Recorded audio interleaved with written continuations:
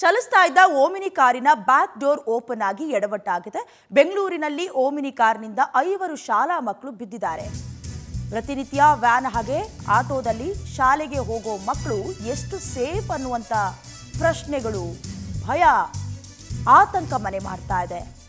ಬೆಂಗಳೂರಿನ ಕೆಆರ್ ಪುರಂನಲ್ಲಿ ಅವಘಡ ಸಂಭವಿಸಿರೋದು.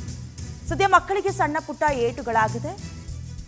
ರಸ್ತೆ ಗುಂಡಿಗೆ ಇಳಿಸಿದಾಗ ಓಮಿನಿ ಕಾರಿನ back door all of the sudden open ಆಗಿದೆ.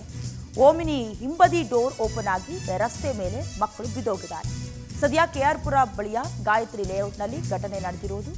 ಅದೃಷ್ಟವಶಾತ್ ಯಾವುದೇ ವೆಹಿಕಲ್ ಹಿಂಬದಿಯಿಂದ ಬಂದಿದ್ರೆ ದೊಡ್ಡ ಮಟ್ಟದ ಅಪಘಾತವೇ ಅಲ್ಲಿ ಸಂಭವಿಸ್ತಾ ಇತ್ತು.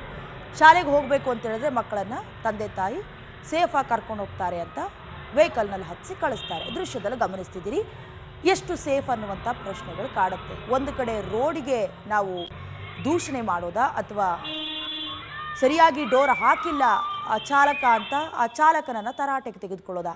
ಮೊದಲನೇದಾಗಿ ರೋಡಿನ ಪರಿಸ್ಥಿತಿ ಹೇಗಿದೆ ಬೆಂಗಳೂರಿನಲ್ಲಿ ಅಂತ ಅವಲೋಕನ ಮಾಡಿದರೆ ಈಗಲೂ ಕೂಡ ಗಲ್ಲಿಯಲ್ಲಿ ಮಾರಣ ಹೋಮದ ರಸ್ತೆ ಗುಂಡಿಗಳು ಜೀವವನ್ನು ಹೀರ್ಕೊಳ್ಳೋದಕ್ಕೋಸ್ಕರ ಬಾಯಿ ತೆರೆದು ಕುಳಿತುಕೊಂಡಿದೆ. ಸಂಬಂಧಪಟ್ಟ ಹಾಗೆ ಇಲ್ಲಿವರೆಗೂ ಕೂಡ ಸರಿಯಾದ ವ್ಯವಸ್ಥೆಯಲ್ಲಿ ದುರಸ್ತಿ ಮಾಡೋದಕ್ಕೆ ಮುಂದಾಗ್ತಾ ಇಲ್ಲ ಅನ್ನೋದು ಬರೀ ಮೀಟಿಂಗ್ಗಳಿಗೆ ಸೀಮಿತ ಆಯಿತು. ಮತ್ತೊಂದು ಕಡೆ ಚಾಲಕರು ವಿದ್ಯಾರ್ಥಿಗಳನ್ನು ಹಿಂದ್ಗಡೆ ಕೂರಿಸ್ಕೊಂಡಿದ್ದಾರೆ, ಚಿಕ್ಕ ಮಕ್ಕಳನ್ನ ಹಿಂದ್ಗಡೆ ಕೂರಿಸ್ಕೊಂಡಿದ್ದಾರೆ ಅಂತ ಹೇಳಿದ್ರೆ ಡೋರ್ ಸರಿಯಾಗಿ ಲಾಕ್ ಆಗಿದೆಯಾ ಅನ್ನೋದನ್ನು ಗಮನಿಸಬೇಕು. ಅದರಲ್ಲಿ ಯಾವುದೇ ರೀತಿಯ ಗಮನ ಹರಿಸದೇ ಇರೋದು ಬಹಳ ಅಚ್ಚುಕಟ್ಟಾಗಿ ಗೊತ್ತಾಗ್ತಾ ಇದೆ. ಪೋಷಕರು ಭಯ ಬೀಳಬೇಕಾದಂಥ ಪರಿಸ್ಥಿತಿಗೆ ಸದ್ಯ ಎದುರಾಗಿರೋದು. ಇದೇ ವಿಚಾರಕ್ಕೆ ಸಂಬಂಧಪಟ್ಟ ಹಾಗೆ ಹೆಚ್ಚಿನ ಡೀಟೇಲ್ಸ್ ಅನ್ನು ದೂರವಾಣಿ ಸಂಪರ್ಕದ ಮೂಲಕ ಕೊಡ್ತಾರೆ ನಮ್ಮ ಪ್ರತಿನಿಧಿ ವೆಂಕಟೇಶ್. ವಿದ್ಯಾರ್ಥಿಗಳ ಜೀವಕ್ಕೆ ಯಾರು ಹೊಣೆ? ಈಗ ಚಾಲಕನ ನಿರ್ಲಕ್ಷ್ಯವೋ ಅಥವಾ ರಸ್ತೆ ಗುಂಡಿಯೋ ಅನ್ನುವಂಥ ಪ್ರಶ್ನೆ. ವಿದ್ಯಾರ್ಥಿಗಳ ಪರಿಸ್ಥಿತಿ ಹೇಗಿದೆ ವೆಂಕಟೇಶ್?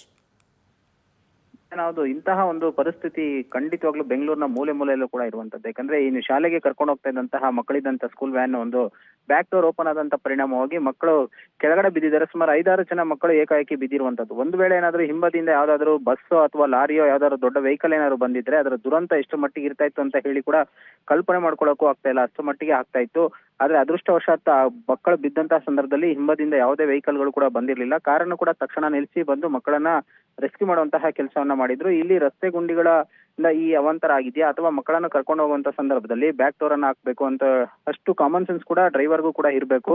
ಆದ್ರೆ ಕೆಲವೊಂದು ಇತ್ತೀಚಿನ ದಿನಗಳಲ್ಲಿ ನಾವು ಬೆಂಗಳೂರಿನ ಹೃದಯ ಭಾಗದಲ್ಲೇ ನೋಡೋದಾದ್ರೆ ಸಾಕಷ್ಟು ಜನ ಮಕ್ಕಳನ್ನ ಆಟೋಗಳಲ್ಲಿ ಕರ್ಕೊಂಡು ಹೋಗುವಂತಂದ್ರೆ 4ರಿಂದ 5 ಮಕ್ಕಳನ್ನ ಕರ್ಕೊಂಡು ಹೋಗುವಂತ ಜಾಗದಲ್ಲಿ 8ರಿಂದ 10 ಜನ ಮಕ್ಕಳನ್ನ ಕರ್ಕೊಂಡು ಹೋಗ್ತಾರೆ.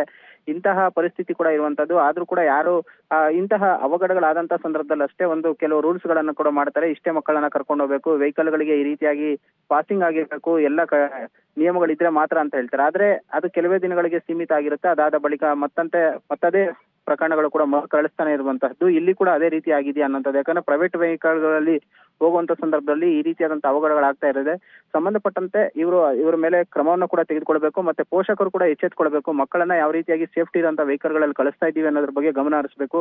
ಕೇವಲ ತಿಂಗಳಿಗೆ ಹಣವನ್ನ ಕೊಟ್ಟು ಕೈ ತೊಳ್ಕೊಳ್ಳೋದಷ್ಟೇ ಅಲ್ಲ ಇವರ ಕೆಲಸ. ಮಕ್ಕಳ ಒಂದು ಭವಿಷ್ಯದ ಬಗ್ಗೆ ಕೂಡ ಎಚ್ಚರಿಕೆಯನ್ನು ವಹಿಸಬೇಕು. ಮುಂದೆ ಈ ರೀತಿಯಾದಂತಹ ಅವಘಡಗಳಾಗದ ರೀತಿಯಲ್ಲಿ ಕೆಲವೊಂದು ರೂಲ್ಸ್ ಗಳನ್ನು ಕೂಡ ಮಾಡಬೇಕಾಗಿರುವಂತಹ ಅನಿವಾರ್ಯ ಇರುವಂತಂದು ಡಯಾನ. ವೆಂಕಟೇಶ್, ನಿಮ್ಮೆಲ್ಲ ಡೀಟೇಲ್ಸ್ಗಾಗಿ